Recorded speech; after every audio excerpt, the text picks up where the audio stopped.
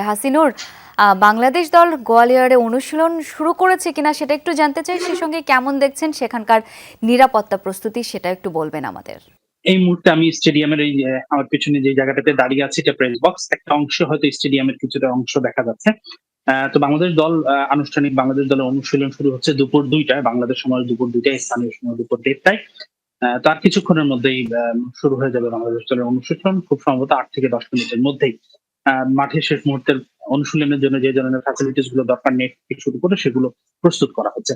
নিরাপত্তা আসলে বেশ কড়াকড়ি। যদিও আমরা এসেছি এখানে ২৪ ঘন্টার বেশি হয়ে গেছে, অলমোস্ট ২ দিনের মতো হচ্ছে। সাধারণ মানুষের মধ্যে আমরা বেশ স্বাচ্ছন্দ্যেই চলাফেরা করতে পারছি।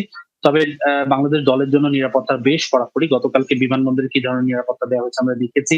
আজকে স্টেডিয়ামটা শহর থেকে প্রায় ১০ কিলোমিটার দূরে।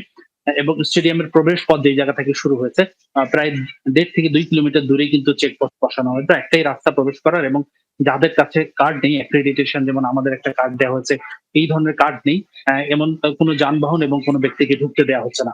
অর্থাৎ নিরাপত্তা বেশ কড়াকড়ি, এবং যেহেতু হিন্দু মহাসমাজী দলটি আছে, তারা এখানেই তাদের সংখ্যাগরিষ্ঠতা বেশি এবং তারা এখান থেকেই হুমকি দিয়েছে মূলত বাংলাদেশের দলের ভারতের ম্যাচটা বন্ধ করার। তবে এখনকার পর্যন্ত নিরাপত্তা ব্যবস্থা নিয়ে খুব সন্তুষ্ট হওয়ার মতোই পরিস্থিতি। হাসিনুর, অনেক ধন্যবাদ আপনাকে।